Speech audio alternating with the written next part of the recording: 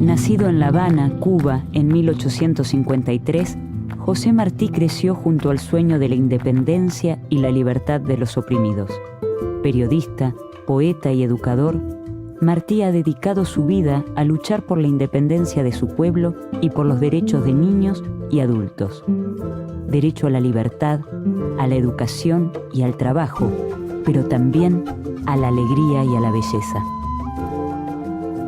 Dijo José Martí: el pueblo más feliz es el que tenga mejor educados a sus hijos en la instrucción del pensamiento y en la dirección de los sentimientos.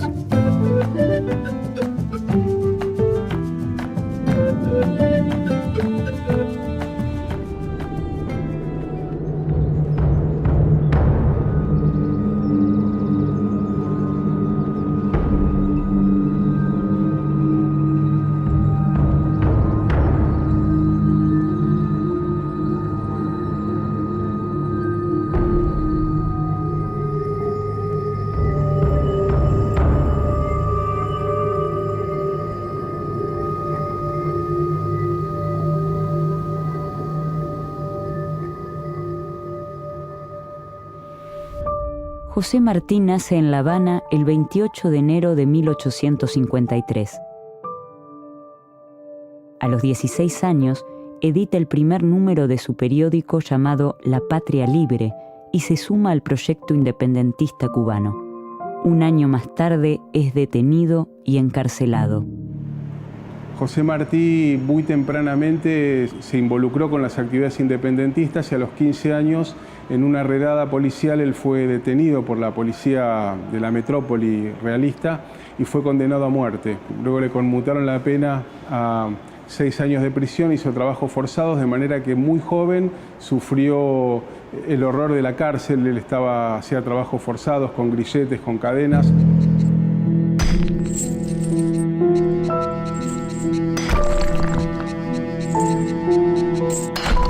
La experiencia de Martí en la cárcel fue la del aprendizaje, de la tolerancia, la aceptación de los rigores que implica el compromiso político y la convicción de que ese compromiso se incrementa cuando está fundado en la justicia y en la historia. Desde su muy tierna juventud él se comprometió con la causa emancipadora de Cuba y a partir de esa experiencia el exilio fue tal vez el mayor tiempo de su vida, lo vivió en países de América Latina y en Estados Unidos, siempre intentando volver a Cuba para luchar por esa independencia. Exilio y cárcel en Martí conjugan una identidad poderosa en términos de la construcción del discurso revolucionario. En 1871 es deportado a España. Allí estudia y se gradúa en las carreras de Filosofía y Letras y Derecho. Martí forma parte de un grupo de intelectuales y políticos caribeños que rechazan la intervención colonial española en Cuba y Puerto Rico y el avance del colonialismo estadounidense sobre la región. Reivindican, en cambio, los principios bolivarianos, la abolición de la esclavitud, el republicanismo y la justicia social. Es el año 1875. José Martí se radica en México y 2 años después se asienta en Guatemala, donde realiza una importante tarea como catedrático de la Universidad Nacional. En 1878 retorna a Cuba. José Martí se suma a la causa independentista y las consecuencias no tardan en llegar. Martí es nuevamente deportado. Es muy diferente el exilio de Sarmiento o de Alberdi que el de Martí y el de la generación argentina del 37. Pero en verdad el pensamiento sobre la nación, sobre su independencia, sobre su emancipación, se realiza a la distancia. Se puede ver mejor si uno se retira del foco del propio país. Y en el caso del exilio, vivió más años fuera de Cuba que dentro de ella, y es el más cubano de todos los cubanos de todos los tiempos. Por lo tanto, en Martí la apropiación de la experiencia interior de su identidad cubana se expresa tanto en tiempos de cárcel como del exilio. Es el año 1880 cuando José Martí se instala en Nueva York. Participa en la Liga de la Instrucción, una institución educativa para obreros de origen cubano y puertorriqueño. Es allí donde comienzan a llamarlo el maestro. Dice Martí en sus palabras: La Liga de Nueva York es una casa de educación y cariños, aunque quien dice educar ya dice querer. En la Liga se reúnen, después de la fatiga de trabajo, los que saben que solo hay dicha verdadera en la amistad y en la cultura, los que en sí sienten o ven por sí que el ser de un color o de otro no merma en el hombre la aspiración sublime, los que no creen que ganar el pan en un oficio da al hombre menos derechos y obligaciones que los de quienes lo ganan en cualquier otro. La conexión que permitió identificar a Martí como aquel que integraba los saberes del trabajo con los saberes emancipatorios de la cultura, lo tuvieron como un verdadero apóstol o maestro, así lo consideraban los obreros a Martí en Nueva York, porque les permitía, a contraturno de sus horarios fabriles, abrirse a mundos culturales y de reconexión con la patria que habían abandonado años antes, y les ofrecía una mirada más política y más de conciencia social respecto a la situación que estaban viviendo en Estados Unidos.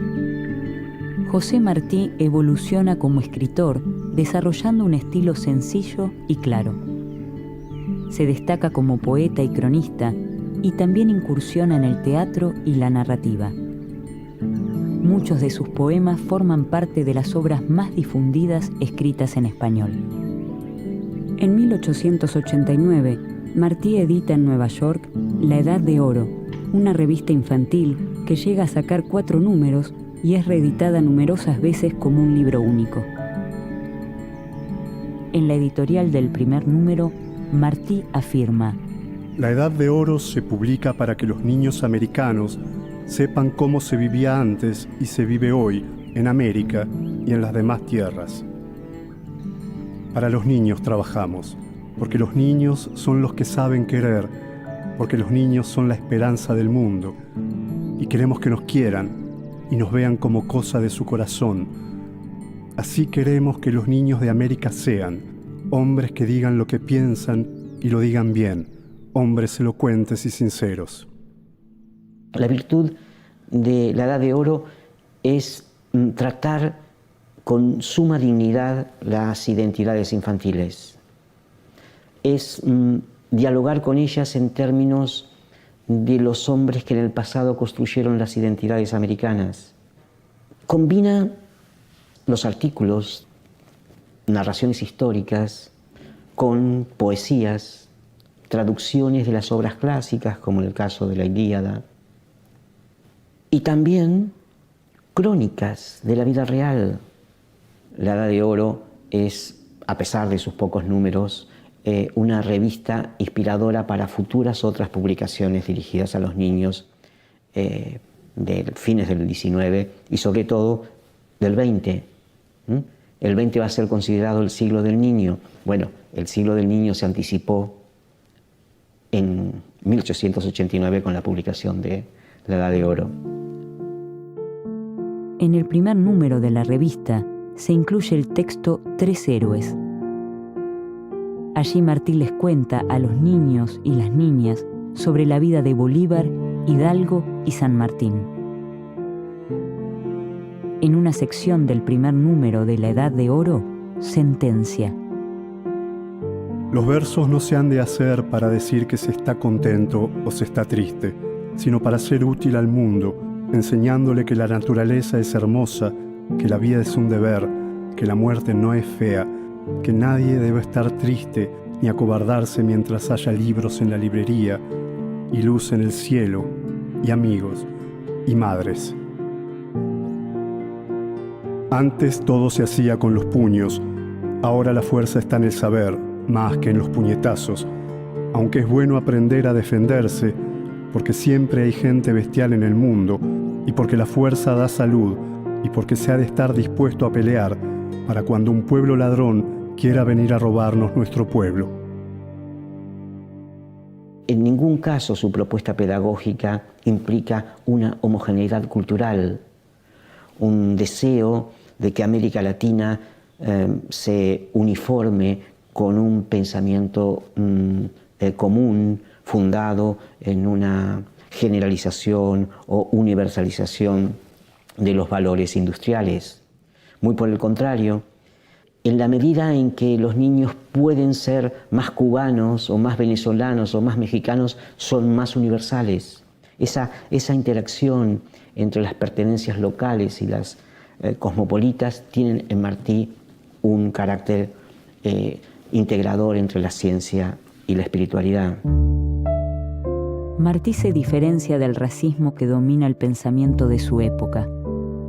Se expresa favorable al mestizaje, rescata a los pueblos indígenas y condena la conquista y sus horrores. En 1891 publica Nuestra América, su gran manifiesto político e ideológico, donde recopila parte de su obra y pensamiento. El legado que Martí expresa a través de su obra Nuestra América, uno puede ingresar a los varios tópicos del pensamiento más estructural de Martí. Básicamente, su impronta de descolonizar la mente de los latinoamericanos en términos de asumir las tradiciones que lo han colonizado bajo el dominio español. Por otro lado, Nuestra América postula un futuro común basado en la lengua, en las tradiciones y en el respeto a las idiosincrasias nacionales. Las herencias que Martí postula tienen múltiples registros. El primero tal vez está vinculado con hacer visible a grupos y edades que no habían sido puestas en la agenda pública.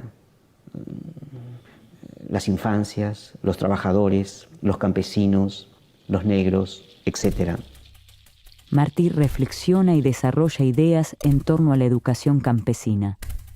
En su texto Una escuela de artes y oficios en Honduras, incluido en Nuestra América, expresa: La enseñanza de la agricultura es aún más urgente, pero no en escuelas técnicas, sino en estaciones de cultivo, donde no se describan las partes del arado, sino delante de él y manejándolo, y no se explique en fórmulas sobre la pizarra la composición de los terrenos, sino en las capas mismas de la tierra, y no se entibie la atención de los alumnos con meras reglas técnicas de cultivo, rígidas como las letras de plomo con los que se han impreso, sino que se les entretenga con las curiosidades, deseos, sorpresas y experiencias que son sabroso pago y animado premio de los que se dedican por sí mismos a la agricultura. Martí es consciente de que la educación tiene que ser una institución que se aleje de las ciudades, porque la verdadera integración entre ciencia y naturaleza tiene que darse en contextos rurales. José Martí hace de la educación un pilar fundamental en su labor en distintos colegios y universidades latinoamericanas. En muchos de sus escritos presenta experiencias concretas donde desarrolla varios tópicos vinculados con la cultura latinoamericana.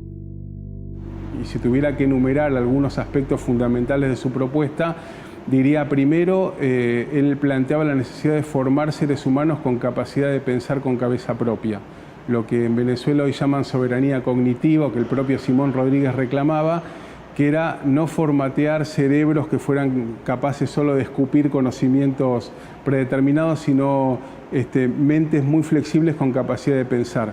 Una segunda dimensión de su propuesta era ética política, y él planteaba la necesidad de formar personas buenas, y él pensaba que el amor era una herramienta fundamental del proceso pedagógico. En tercer lugar, y en esto también se asemeja mucho al planteo de Simón Rodríguez y otros pedagogos nuestroamericanos, el papel del trabajo creador como elemento pedagógico fundamental. Él decía, si queremos ser libres tenemos que, no en estos términos, desarrollar una base material y económica, y por lo tanto la agricultura y la tierra como fuente de riqueza nos llevan a pensar en eso como un elemento formador. En cuarto lugar, recuperar nuestra propia cultura, la identidad nuestroamericana. Él valoraba al campesino y al indígena, como dice, bueno, gobernamos países donde las mayorías son campesinos e indígenas y no podemos mirar con las anteojeras de Francia o de Estados Unidos. Y luego él proponía para todo este proyecto político y educativo un determinado modelo de escuela y un determinado modelo pedagógico. Su proyecto educativo siempre está incorporando el aspecto práctico, no solamente utilitario, sino de transformación social. Él visualiza que todas las escuelas deben tener talleres anexos y estar situados en contextos rurales, de forma tal que lo que organiza y le da sentido a la vida social individual es el trabajo. El trabajo es el gran organizador de los pueblos, y ese trabajo tiene que estar informado por el conocimiento, por la ciencia, por el método, por el rigor y por el anhelo completo e incondicional de la justicia. Martí distingue entre la idea de instrucción, que es individual y tiene que ver con los conceptos, y la de educación, que es colectiva y tiene que ver con los valores. El pueblo más feliz es el que tenga mejor educados a sus hijos en la instrucción del pensamiento y en la dirección de los sentimientos. Un pueblo instruido ama el trabajo y sabe sacar provecho de él. Es el año 1892. José Martí participa en la fundación del Partido Revolucionario Cubano, cuya finalidad es lograr la independencia definitiva de la isla, como se establece en el llamado Manifiesto de Montecristi. Martí fue docente, fue periodista, fue cónsul inclusive de Uruguay en Estados Unidos, ejerció funciones diplomáticas y básicamente fue un conspirador. Él en Estados Unidos organizó el Partido Ortodoxo Revolucionario Cubano, desde el cual estaba pensada la libertad y la independencia cubanas. Así que Martí, preocupado por eso, se desplegó en muchos ámbitos: la lucha cultural en los medios de comunicación y en la educación, la lucha política en la organización del partido y la lucha militar en el propio campo de batalla. Ese mismo año se funda el diario Patria, del cual es director y donde publica más de 1000 notas.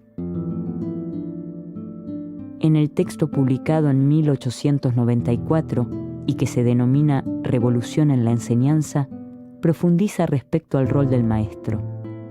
Hay que crear, sí, escuelas normales, pero no escuelas normales de pedantes, de retóricos, de nominalistas, sino maestros vivos y útiles que puedan enseñar la composición, riquezas y funciones de la tierra, las maneras de hacerla producir y de vivir dignamente sobre ella, y las noblezas pasadas y presentes que mantienen a los pueblos, preservando en el alma la capacidad y el apetito de lo heroico. Al venir a la tierra, todo hombre tiene derecho a que se le eduque, y después, en pago, el deber de contribuir a la educación de los demás. En el año 1895 logra volver a su tierra y participar de la lucha armada para su emancipación.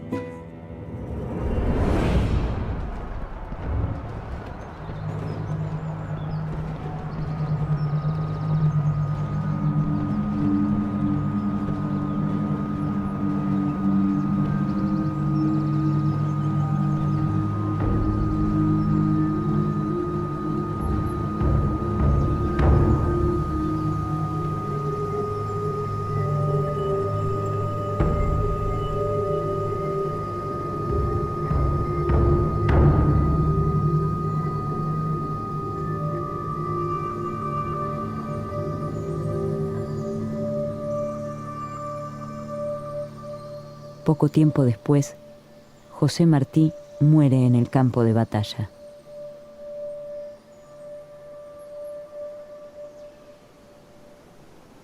Los docentes que leemos a los grandes pedagogos latinoamericanos corremos dos riesgos, ¿no? El primero es suponernos que ellos escribieron sus libros de la nada y que nacieron como magos pedagógicos que nunca tuvieron que aprender, y en verdad cuando uno recorre la experiencia, no sé, de Luis Iglesias en Argentina y otros pedagogos, ve que sus mejores libros son producto de 20 años de trabajo. Entonces digo, tal vez lo primero es superar la lógica del pensamiento mágico de que ellos fueron geniales docentes que no tuvieron que equivocarse, que ensayar.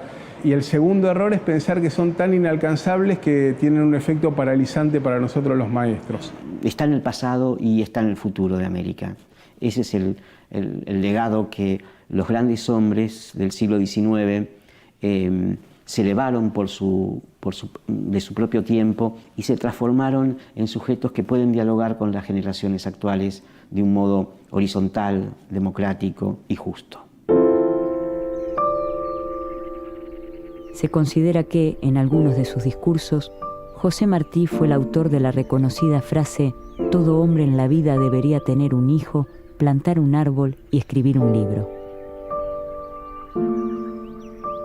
José Martí ha dedicado su vida a luchar por la libertad de los más oprimidos, de los negros, de los trabajadores, de indígenas y campesinos. Ha luchado con armas y con poesía por la libertad del pueblo latinoamericano y así, luchando, entregó su vida.